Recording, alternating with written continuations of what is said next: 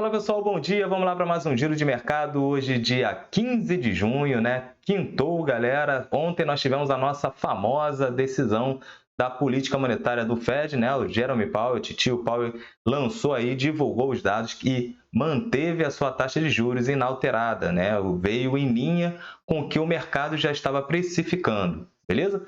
Agora, tão importante quanto, né, a divulgação do dado é a entrevista, ali onde tem as perguntas e respostas, porque dali a gente consegue entender o que levou o Fed a tomar aquela decisão e quais são os próximos passos, né? De vez em quando eles conseguem dar um indício para a gente de como serão os próximos passos nas próximas reuniões. Bom, o tom não foi tão tranquilo assim, né? Apesar de manter a taxa, dá um alívio no mercado porque pressiona menos a economia.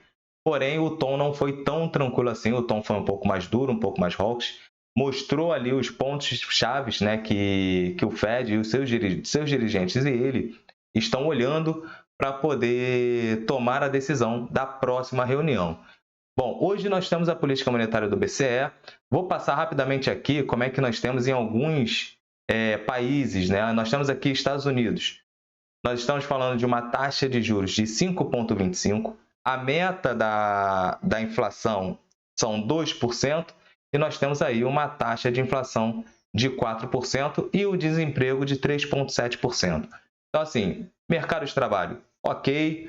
A inflação está sendo um pouco controlada, porém está o dobro da meta, né? A meta lá são 2%. Então, a taxa de juros ela manteve ali em 5,25%. Quando a gente olha aqui para a zona do euro, onde nós estamos hoje, né? A zona do euro, nós temos uma taxa de juros de 3,75%, uma inflação de 6,1%, né? E uma taxa de desemprego de 6,5%. Então, assim, na zona do euro é um pouco mais temeroso, né? Então, a gente tem um desemprego um pouco maior, mas também nós temos uma inflação muito alta e fazendo com que a taxa de juros venha a subir, né? A taxa de juros ainda está baixa ali na zona do euro. Então, possivelmente tem espaço para subir um pouco mais a taxa de juros, só que as atividades econômicas tendem a sentir e aumentar ali o nível de desemprego, certo? Vamos acompanhando como é que vai ficar os dados, né, nesse cenário. Bom, olhando hoje, nós temos ali Ásia fechando sem uma direção única, né? Somente alguns índices que fecharam ali no campo negativo. Foi Nikkei no Japão, né? Que foi praticamente no 0 a 0. Saiu ali os dados da balança comercial do Japão. Nós temos ali Kospi da Coreia, que fechou um pouco mais negativo, né? Com 0,44% de queda. E o restante fechou todo mundo no positivo, né? Nós temos ali Xangai fechando com quase 1%, né? 0,74% de alta. Nós tivemos Hang Seng explodindo 2% aí de alta. E nós tivemos um dado muito interessante na China saindo. Deixa eu trazer aqui para vocês. Onde o Banco Central Chinês cortou a sua taxa de juros para o médio prazo, né? Então trouxe aí uma taxa de juros, saiu de 2,75 indo para 2,65. Isso anima muito mais os mercados porque tende a aquecer o setor de imóveis, né? De construção. Então, essa taxa básica de juros, onde a gente já vê o Banco Central tomando algumas decisões de corte de juros, né, trazendo um pouco mais de dinheiro para dentro da economia, fazendo assim com que a demanda comece a aumentar. Porque nós tivemos aqui a produção industrial chinesa, que apesar de ter avançado 3,5, a previsão ali era 3,6, então ficou levemente abaixo da expectativa, a gente vê um ritmo não tão acelerado assim para o crescimento que a China tem como alvo de 5% aí esse ano, né, no PIB. Então, vamos ainda acompanhar. O Banco Central está fazendo a sua política expansionista, porém, o crescimento ainda deixa a desejar, né? Por outro lado, a gente vê ali as commodities já ganhando um pouco mais de força, né? O petróleo, tanto o WTI quanto o Brent, eles ganhando aí Opa, cadê? Aqui, ganhando aí acima de 1%, então o Brent subindo aí aos seus $74, o WTI subindo aí na casa aí dos seus $69. Então isso é muito animador para o setor de petróleo e gás. Isso pode impactar aqui no nosso balcão da massa. Minério de ferro subindo também acima de seu 1%, quase 1,5%, né? Fechando essa janela, 815 yuans. Isso é positivo, isso já mostra a resposta, né, de expectativa futura, na verdade, em relação à demanda do minério de ferro, já com esses cortes, essa política expansionista na China. Então, isso é um alívio, né? Dá um alívio. Só que a gente precisa ver, de fato, o crescimento, que a gente ainda não viu, certo? Bom, olhando para a Europa majoritariamente no campo negativo, estão aguardando, né? Digeriram a fala do Fed, mas hoje tem a fala também da Christine Lagarde, às 9h15, se eu não me engano, depois eu vou botar aqui o calendário, às 9h15, sairá a política monetária do BCE, aonde já está ali basicamente precificado que vão subir 25 base points. Porém, até a decisão, todo mundo fica um pouco mais cauteloso, né? Então, até as 9h30, 9h15 os índices europeus devem ficar um pouco mais cautelosos em relação a isso, beleza? Bom, como já era de esperar, né, o Fed iria subir a sua taxa básica de juros, nós vemos ali os futuros americanos, né, o futuro S&P, tendo uma liquidação ali de 0,32% de queda. Na minha visão natural, tiveram alguns ganhos, né, no S&P e também no Nasdaq, né, que o Nasdaq tem uma realização um pouco mais forte, né? Então, o Nasdaq está tendo uma realização de 0,67%, isso acaba impactando muito no S&P, né? Lembre-se que uma boa parte, né, as maiores empresas do índice Nasdaq, elas pesam também no S&P, que são as Big Techs. Então, com essa questão da inteligência artificial, onde teve uma subida muito forte, nada mais natural que tenha algum tipo de realização. Até porque a manutenção da taxa de juros do Fed já estava precificada. Então, teve o seu ganho e agora começa a ter ali uma realização que não tem nada de temeroso. Beleza? Bom, seguindo aqui a nossa pauta, vou trazer aí o nosso Ibovão da Massa. Mas antes de trazer o Ibovão da Massa, vou compartilhar aqui uma questão com vocês sobre como ficou, né, na política do Fed. Olhando aqui, essa aqui é da CME Group, né, onde a gente consegue ver quais são as expectativas para as próximas reuniões sobre a taxa de juros. Né? É daqui que eu pego as informações para passar para vocês. Ó, a expectativa está em 70%, aumentar em 25 base points. Então, isso vai mudando ao longo, né, do período, certo? Onde a gente vê aí fechando a maioria, né, quase 50%, falando, né, apostando que o Fed vai terminar o ano em 5,25 a 5,50, né, nesse intervalo. Mas isso vai mudando mediante aí os indicadores que vão saindo. Né? Então, na próxima reunião, os investidores já projetam, né, 71%, 72%, aumentando 25 base points, chegando no intervalo de 5,25 a 5,50 e 28% mantendo aí a sua taxa de juros ainda inalterada. O que o Fed falou ontem, né? Ontem o presidente do Fed, ele teve algumas falas, ele mencionou algumas coisas, né, que até separei aqui para vocês, que a gente precisa tomar, né, a atenção. O Fed ele está olhando diretamente para o Core CPI, né, o núcleo do CPI, então, e do PCE também. Né? Então, não adianta só olhar, na verdade o PCE faz até mais preço do que o próprio CPI. Né? Então, não adianta somente olhar, assim como o Campos Neto estava olhando aqui a inflação, mas ele falava, vou ser técnico, enquanto o núcleo não começar a desacelerar, a gente não tem perspectiva de corte da taxa de juros. Lá não é diferente.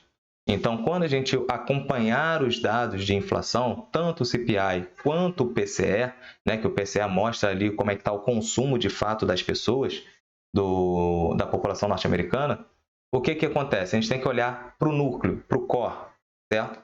Então, enquanto o core não tiver essa desaceleração, o Fed continuará o seu ciclo de aumento da taxa de juros, natural, certo? Outro ponto que ele mencionou é que o setor imobiliário ele não está fazendo diretamente preço para a tomada de decisão da política monetária do Fed. O que eles estão olhando? Emprego porque o emprego está se mostrando, o mercado de trabalho mostra-se muito resiliente ainda, e o Core PCE, beleza? Então, fica de dica para a gente acompanhar esses dois indicadores, né? Então, toda quinta-feira nós temos os pedidos iniciais de seguro-desemprego. As primeiras sextas-feiras de cada mês nós temos o payroll, que é onde mostra a taxa de desemprego, ganho médio por hora, porque a população tem ganhado bem. Então, isso mostra que teve um crescimento na receita e até mesmo nas suas reservas, aonde a população consegue absorver um aperto monetário. O ponto-chave é que as atividades econômicas, né, algumas atividades econômicas, possam vir a sentir um pouco mais, certo?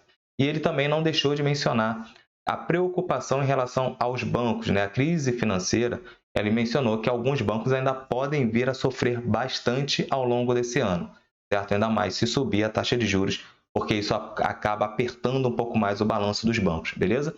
E pelo Fed, ele mencionou que o Fed vai continuar liquidando, né, enxugando os seus balanços. Então, isso acaba tirando, né, todo o trabalho de tirar dinheiro da economia para poder dar uma arrefecida e controlar a inflação. Política contracionista, política monetária contracionista é exatamente isso. Ah, mas não vai ter crescimento? Não, taxa de juros alta é para frear a economia. Exatamente isso. Taxa de juros baixa é para acelerar a economia. É o que o Banco Central Chinês está fazendo, beleza? Bom, agora vamos seguir aqui para o nosso Ibovão da Massa, né, que subiu aí quase que 2% ontem.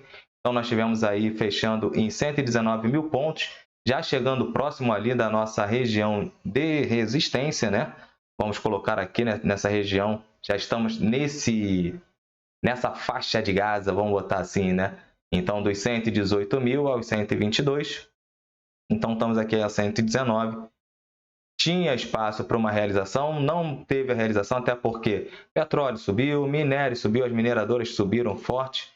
Então, isso acabou trazendo o nosso Ibovão da Massa, ajudando, né, o Ibovespa a subir com essa decisão da política monetária norte-americana. Então, Petrobras subindo 4,3%, nós tivemos Vale subindo 1,75%, o setor financeiro, né, subindo forte também, BBAS3, ó, B3SA subindo 4,19%, nós tivemos aí YouTube subindo 1,37%. Isso foi muito bom, né, para a questão vou deixar até no semanal mesmo, para a questão do nosso Ibovão da Massa, né, ajudou a subir bastante. Olhando o Vale, né, Vale subiu aí 1,75%, conforme eu falei. Para Vale começar a ter um viés um pouco mais de alta, eu vou falar de Vale porque muita gente vem me questionar sobre Vale, tanto no WhatsApp quanto também no DM do Instagram. Vale para voltar um ponto de alta, né? Se a gente olhar no diário, já sugere uma mudança na tendência, né? Quando a gente olha no diário, sugere uma mudança na tendência. Olhando aqui. Aonde fizemos aqui agora fundos, né? Sugerindo fundos que foram ascendentes, né? Um fundo anterior acima o último fundo acima do fundo anterior, eita, embolando tudo aqui. E nós tivemos também aqui ganhando a média móvel de 10 períodos, cruzando a de 20 períodos para cima e ganhando o high-low, certo? Nós temos uma média móvel de 200 períodos no 67, aqui R$ 78,00, onde possivelmente seria uma outra linha de resistência, né? A gente ainda não está trabalhando acima da média móvel de 200 períodos. Quando a gente olha no semanal, a gente também continua trabalhando abaixo da média móvel de 10, de 20, do high-low e de 200 períodos. Ou seja, ainda não mudou no semanal. Então, a gente ainda tende a sofrer um pouquinho aí com Vale, mas quem ainda acredita na empresa, quem sabe dos seus fundamentos e quem tem ela na carteira, né? A sugestão dos analistas da Cashwise é que ainda está num ponto bom de compra. Então, indo em linha com a sugestão dos analistas, seria compra para a Vale, né? E até mesmo outros analistas de casa de riscas estão sugerindo essa compra, beleza? Bom, olhando o calendário, vamos diretamente para o calendário, depois eu vou falar ali da carteira pública, que tem o vídeo Lá no YouTube já lancei ontem à noite, então vocês podem olhar lá o vídeo da carteira pública, está bem bacana. Eu botei lá uma planilha para ficar mais fácil acompanhar, beleza? Bom, nós temos hoje 9h15 a decisão da taxa de juros do BCE, que hoje está em 3,75, o consenso é que vai subir mais 25 base points, né? Fechando aí a 4%. O que pode acontecer? Se subir mais do que 25 base points, ou seja, 50 base points, fechando ali em 4,25, a gente pode ter uma liquidação muito mais forte na Europa, certo? E isso a galera, né, ao redor do mundo tende a digerir o que isso pode impactar. Porque assim, quando a gente tem uma mudança nos Estados Unidos, maior economia do mundo, onde é um dos maiores compradores, é um player muito forte, tanto de compra quanto de venda de materiais acabados e matéria-prima no mundo.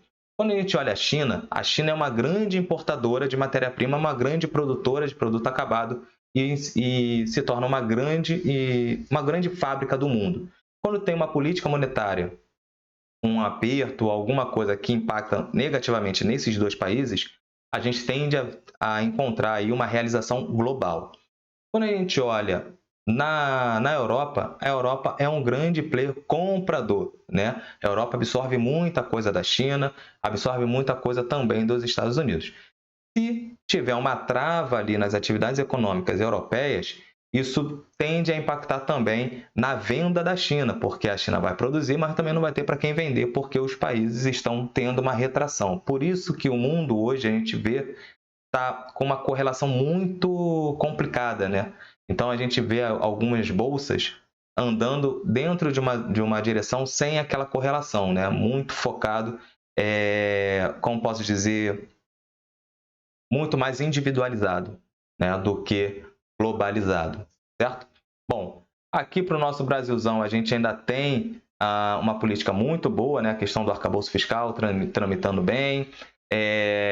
O Aziz falou que mesmo com a mudança, né, do texto, tendo uma votação favorável lá no Senado, ele quer trazer diretamente para a Câmara para tentar votar no mesmo dia. Então, isso tudo anima os mercados, né? O Haddad fez uma entrevista ontem e mostrou que crise que nós tivemos nos últimos 10 anos aqui no Brasil foi crise política, não foi crise econômica, né? Apesar da população estar ganhando menos, né? Caiu um pouco mais o rendimento da população, a inflação comeu bastante o poder de compra da população, mas a crise de fato que a gente tem é política, certo? Por isso que eu falo muito para a galera, vai investir? Esquece o viés político, olhe os fundamentos das empresas, certo?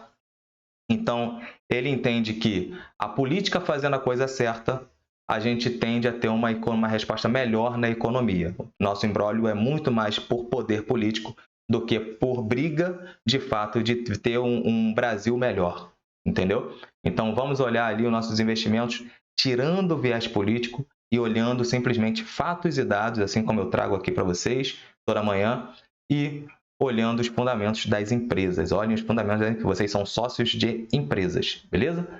Bom, seguindo aqui na nossa agenda, às 9h30, nós temos aqui uma série de dados norte-americanos, mas aonde que a gente tem que olhar? Pedidos iniciais de seguro-desemprego, né?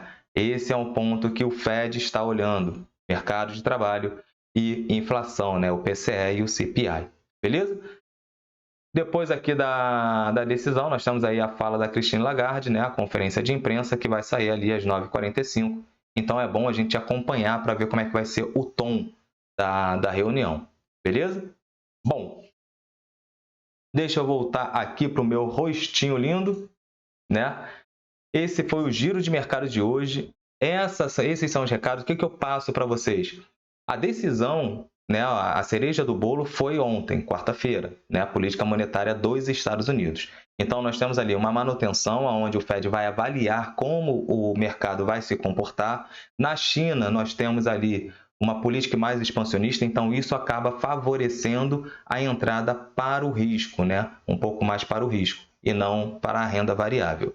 Aqui no nosso Brasil, a gente tem um outro cenário, um cenário mais deflacionário, onde a gente vê o índice de inflação cedendo e um possível início de ciclo de cortes da nossa taxa de juros, da nossa taxa Selic. Então, é possível que o Brasil entre numa política mais expansionista, cortando taxa de juros, para poder não sofrer assim, né, aumentar as suas atividades econômicas. Tanto é que o PIB já foi revisado para cima.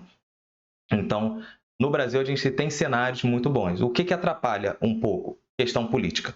Isso que a gente tem que estar atento, se a política vai fazer o papel da maneira correta para auxiliar o crescimento ou não. Porém, para a galera do longo prazo, tem ainda muita oportunidade na Bolsa. Né? Tem muita oportunidade na Bolsa.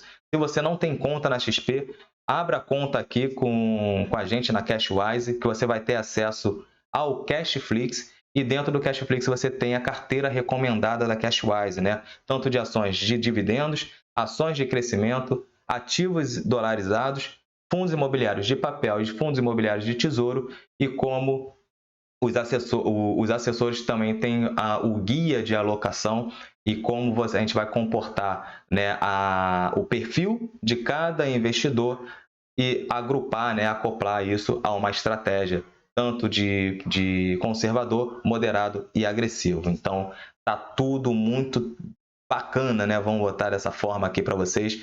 Os assessores da Cashwise vão fazer história no mercado. Nota aí o que eu estou falando para vocês. Beleza?